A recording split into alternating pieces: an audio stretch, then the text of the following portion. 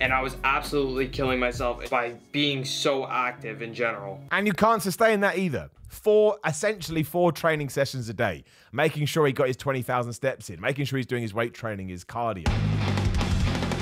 Simon the Bald A-hole here, and everybody wants to be super low body fat. You all want to be shredded, you all want to have abs, and that's totally cool. And if you are going to do it, you should absolutely go for it. I believe in your dreams. However, if you try and maintain that unrealistic look for a prolonged period, you're basically going to ruin your life. And I had a good idea about this anyway, because I did a bodybuilding competition years ago, and I did not get to 4.4% body fat, but I was around about 6-7%. It wasn't the greatest attempt ever. I tried my best, and I learned a lot, which was the major thing. But even at that stage, I was like, there's no way, given what I'm doing and given how I'm feeling, that I'm going to be able to maintain this outside of the competition. And recently, Tristyn Lee did a video where he talked about the struggles that he had been through trying to keep a sub 5% body fat level. And I thought this was a massively important video, because here is a dude that has become a super duper megastar on the internet just because he was able to do this, or actually behind the curtain, he wasn't having a good time. Let's go through it. So let's start with the numbers. 3 years ago was when this generally started, when I started becoming a little bit more obsessive about the numbers. Back then I was having 3,000 plus calories and I was playing soccer as well as doing bodybuilding. I started obsessing over every little detail of my food, my diet, just to get to this sub 5% body fat level.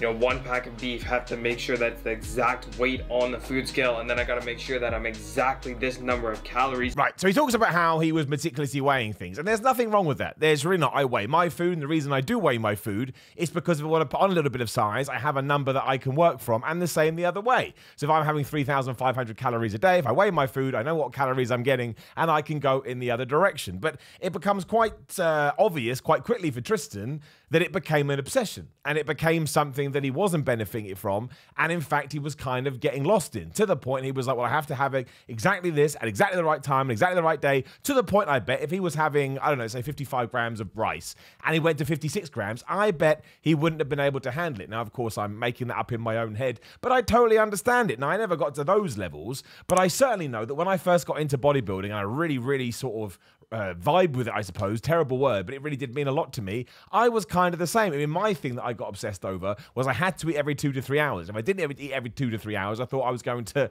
lose muscle. Like, you eat at 1 p.m, and then if you haven't eaten by 4 p.m, at 4 or 1 p.m, your muscles just fall off. Like, it's absolutely ridiculous. But we do these mental gymnastics in our head, especially when we kind of start defining ourselves with going to the gym, with lifting weights, and with being a big guy. Again, I've said it before, I say it again. When you're in the gym and somebody walks by you and says, hey, big guy, you want to cry? It's the greatest day of your life. And every single crutch that I was using to make myself feel less hungry began to increase. Having 1 artificially sweetened carbonated drink turned into having 5 artificially sweetened carbonated drinks. So I would tell myself I'm fine. You know, you tell yourself you're fine, you're not hungry, and you keep driving yourself, and your adrenaline's going so much that you don't even notice these hunger cues anymore, and it doesn't matter. Your brain disassociates the hunger from the cues itself. And that's absolutely incredible. So he basically just turned off his hunger gland, which is not the right words. He used all the correct words. I don't do that on my channel. I like to be a moron. And don't forget, hunger is there to let you know that you're hungry. And if you're going to go on some kind of a cut or lose weight, you probably are going to be hungry, because again, if you've been eating a calorie surplus, then you start eating a calorie deficit, your body's going to have time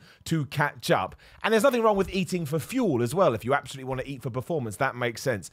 But there has to be a line. And when you get over the point of not actually knowing where sort of your normal life starts and your fitness life ends, you are going to be miserable, because it's not something that you can maintain all year long. So let's say it's Wednesday the 8th of March, right? And you get caught out and about, and you have to have a sandwich, or you have to have something where you can't count the calories. You don't want to be in a position where you could potentially melt down. There are enough real problems out there without taking something that you've fallen in love with and taking something you consider a hobby and piling that on your shoulders as well. Eventually, it's just going to kick your ass, and you deserve better than that. Constantly be thinking about my next meal, or I'd constantly be thinking about my next training session to make sure that I'm burning enough calories, that I'm not gaining body fat, that I'm getting leaner and leaner and leaner. My mind was never at rest for 1 second. It was constantly what's the next training session? What's the next meal? Am I eating too much? Am I getting fat? I do respect his drive. I want to say that. I think his passion, his drive, and the way that he was able to focus on this is absolutely incredible. But again, at the risk of repeating myself, he just went a little bit too far with it, which is why I think it's absolutely commendable of him to make this video, because I'm sure you will have seen either in the thumbnail, the pictures we're using, or the video itself. The guy looks absolutely incredible. He looks like a statue. It's like Michelangelo came back from the dead and went and sort of, you know, sorted this guy out. But he wasn't happy, I suppose, is the best way to put it. And what's the point of looking amazing so other people can go, oh my gosh, look at you, you're the greatest thing I've ever seen, if deep down in your own tum-tum, you're miserable. Shouldn't have done that. But there is no point. There's absolutely no point. The gym should be adding to your life. It shouldn't be subtracting from it. I became so obsessive that I wouldn't let myself go out and have a bite to eat with a friend or go out just because I didn't know the calories in the particular food. And there you go. I knew that would come up because how the hell could it not? It's difficult either way, right? When you start embracing a diet and you start embracing macronutrients and calories and proteins and carbs and fats, it can be really hard to go out for a meal. That's just a cheap meal. Most people deal well with that because you're like, well, what am I eating? I know what I'm eating in 95% of my life, and then I have this 5% window where I kind of have to guess. But the truth is this: in that 5%, if you're only doing it, moderately, you can kind of eat whatever you want and your body will sort it out. I mean, you'll have some water weight problems for a couple of days and you'll have some bloat. But again, your body knows what it's doing. But you start feeling guilty. I can't tell you the amount of people that I've spoken to who will be monsters when it comes to eating bad food. They start a diet, they get into the groove, which is excellent, they find that momentum, but then 12 weeks down the line, they've then gone too far the other way, and they feel like they can't treat themselves because they feel guilty, or they feel like they're doing themselves a disservice, and that's not the case. Sometimes you're allowed to pat yourself on the back for the good work that you have done. Sometimes you just want to eat crap, and you're allowed to do that. You're a human being with these choices. Now, you don't want to do it all the time, so if it is going to serve as a trigger feud, maybe, kind of come up with another way to do it. But you have to find balance with this stuff. It's like Star Wars, right? They said that the Force is all about balance, and so is bodybuilding and going to the gym. You are not, unless you are some kind of superhuman, and thumbs up to you if you are, going to be able to do this day in, day out. There are going to be ups, there are going to be downs, there's going to be peaks, and there's going to be troughs, and you need to learn to be as comfortable in the low points as you are with the high points, and that's going to be more beneficial for you anyway, because you won't beat yourself up, you get back on track, and once again, you're going to feel good. Not to mention, I was training 7 days a week and oftentimes doing 2-a-days. So to put things into perspective, I'd be doing 2 training sessions a day. On top of that, I'd be doing cardio. On top of that, I'd be moving around constantly to make sure that I hit that 20,000 step mark. Cumulatively, I'm adding up to 4 training sessions a day in a sense, and I was absolutely killing myself by being so active in general. And you can't sustain that either. Essentially 4 training sessions a day, making sure he got his 20,000 steps in, making sure he's doing his weight training, his cardio. Like, it's great that he was able to do that, of course, because he's got a very successful YouTube channel, and he has this presence online that I'm sure is making him a pretty penny, as he deserves. But I mean, most of us wouldn't be able to do that anyway. But even if you are in a circumstance where you can, your body can't handle that much training. Like, that's why we need to rest. That's why overtraining is a thing. I don't know much about the Conor Murphy situation. I watched a lot of the videos, and of course, my word, all the thoughts to his friends and family. But from what I could gather, it sounded like he did the same thing. He just pushed himself too far, and he wasn't getting enough sleep. And I guess to kind of give it a more of a general feel, you've got to make sure you're recovering. You've got to make sure you're resting. And sometimes when your brain is saying, I just don't want to go to the gym, it's because it can't go to the gym. Sometimes you've been a lazy so-and-so, get your ass to the gym, stop doing it. But there is always that time where you just need to listen to it. So do not forget, training hard, awesome. Being intense, awesome. Holding yourself accountable, awesome. Being dedicated, awesome. But you're allowed to chill out too. Like, you absolutely are. Your brain, your body, overall life needs it. Now, I'd wake up in the middle of the night starving at 1:30 or 2 a.m. I'd have to go to the bathroom, which was extremely, extremely frustrating, and then I couldn't get back to sleep. My mind was in such a position of, I need to make sure that my calories are at this point. I need to make sure that my activities at this point, that none of those cues matter. And sleep deprivation is a real thing. Like, there's this horrible rhetoric out there at the moment that people like The Rock, Donald Trump, and there's somebody else that always says they never sleep. Elon Musk, I suppose. Oh, I only sleep for 3 hours a night. No, they don't.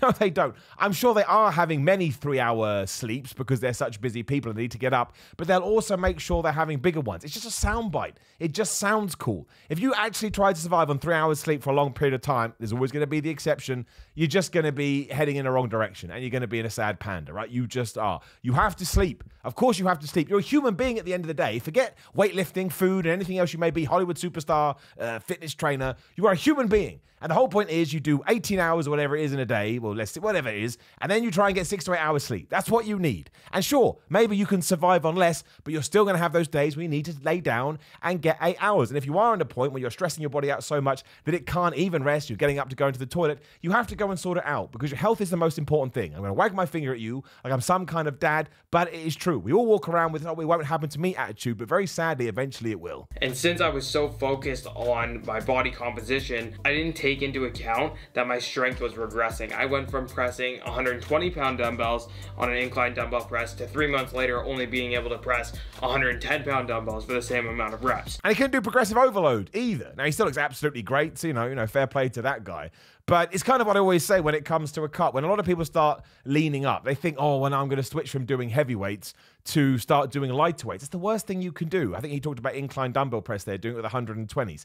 If you stick with those 120s and let's say, 4, 5, 6, 7, 8 weeks into your cut, you can still bench incline 120 pounds. That's a great barometer to say you probably are losing fat as opposed to muscle, which is something you're going to need to know because your brain's going to trick you anyway. But that is a great piece of information to write down and go, well, it must be true. Now, it doesn't mean you're not going to lose some strength. Of course you are. That's just par for the course. But I think what Tristyn is saying here is that he was going way too much in the other direction to the point he was losing strength. And strength's not the be all and end all, but you kind of want all these numbers to be increasing and heading in the right way. So it's something to keep an eye on. It's given me a little bit of perspective to not be so hyper-focused on cut, because if you're hitting a certain point where you're just regressing, there's no point in doing it in the first place. There you go. Nice way to round it up. If you hit a point where you're just regressing, there's no point doing it in the first place. Now, progressing is obviously going to be unique to you. I mean, what's the definition of success? It's going to be, vastly different for everybody. But make sure you know what that is and make sure you're always headed down a positive pathway. And it's so easy to get knocked off that pathway. I've done it, you've done it, Tristyn's done it.